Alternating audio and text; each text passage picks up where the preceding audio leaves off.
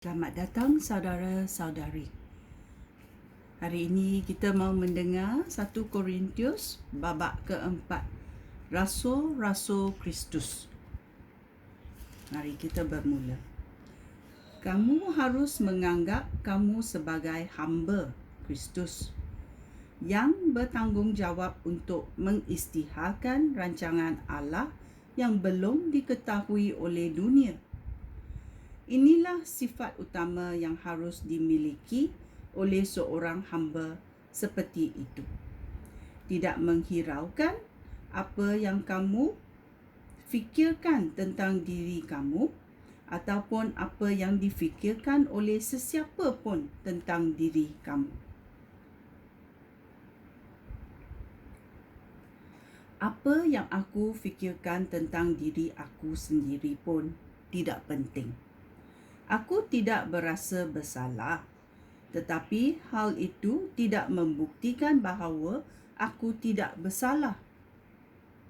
Tuhan sahaja yang berhak menentukan sama ada aku bersalah atau tidak. Oleh itu, janganlah kamu buat keputusan bahawa seseorang bersalah atau tidak sebelum waktunya. Tunggulah sehingga Tuhan datang kelak. Dia akan mendedarkan segala rahsia yang tersembunyi dalam kegelapan. Dia juga akan membongkar segala niat yang terpendam di dalam hati manusia. Barulah setiap orang akan mendapat pujian yang layak diterimanya daripada Allah. Saudara-saudara aku, demi kepentingan kamu, semua itu sudah aku kenakan kepada Apolos dan diri aku sendiri. Dengan menggunakan diri kami sebagai contoh, kamu dapat memahami erti pepatah ini. Patuhlah kepada peraturan yang ada. Oleh itu, tidak seorang pun antara kamu dapat membanggakan seseorang dan menghina yang lain. Siapakah yang dapat menjadikan diri kamu lebih baik daripada orang lain? Bukankah Allah? Bukankah Allah yang mengurniakan kamu segala yang kamu miliki? Oleh itu, bagaimanakah kamu dapat membanggakan diri seolah-olah apa yang kamu miliki itu bukan suatu kurniaan? Memang kamu tidak memerlukan apa-apa lagi. Memang kamu sudah kaya. Kamu sudah menjadi raja. Tetapi kami tidak. Alangkah baiknya jika kamu benar-benar raja, supaya kami dapat memerintah bersama-sama kamu.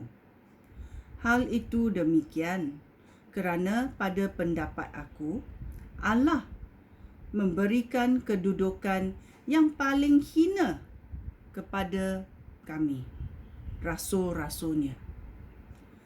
Kami seperti orang yang dijatuhi hukuman mati di hadapan umum dan dijadikan tontonan untuk semua malaikat dan umat manusia. Kerana Kristus, kami menjadi orang bodoh. Tetapi kerana Kristus, kamu menjadi bijak. Kami lemah, tetapi kamu kuat. Kami dihina, tetapi kamu dihormati. Sampai saat ini, kami lapar dan haus. Baju kami buruk, kami dipukul. Kami tidak mempunyai tempat tinggal yang tetap. Kami membanting tulang untuk mencari nafkah. Kami membalas kutukan dengan berkat dan bersabar apabila dianiayai. Kami membalas cacian dengan kata-kata manis. Kami dianggap seperti sampah masyarakat. Hingga saat ini, kami masih dianggap sebagai sampah masyarakat, sampah dunia. Aku menulis hal ini kepada kamu bukannya untuk mempermalukan kamu, tetapi untuk menasihati kamu seperti anak-anak sendiri yang aku kasihi. Aku berkata demikian kerana sungguh pun sebagai orang Kristian, kamu mungkin mempunyai 10,000 orang pengasuh. Tetapi kamu hanya mempunyai seorang bapa. Dalam hidup kamu sebagai orang yang bersatu dengan Kristus Yesus, aku menjadi seperti bapa kepada kamu. Kerana aku yang membawa berita baik kepada kamu. Oleh itu, aku mengesa kamu supaya mengikut teladan aku. Bagi tujuan itu, aku mengutus Timotius kepada kamu sebagai pengikut Kristus. Dia seperti anak aku sendiri yang aku kasihi, dan dia dapat dipercayai. Dia akan mengingatkan kamu cara hidup yang aku ikuti setelah aku percaya kepada Kristus Yesus, iaitu cara hidup yang aku ajarkan kepada jemaah di mana-mana. Beberapa orang di kalangan kamu menjadi sombong kerana mereka mengangka aku tidak akan melawat kamu. Jika diperkenankan Tuhan, aku akan melawat kamu tidak lama lagi. Lalu aku akan melihat apa yang dapat dilakukan oleh mereka yang sombong itu. Bukan hanya apa yang dikatakan oleh mereka.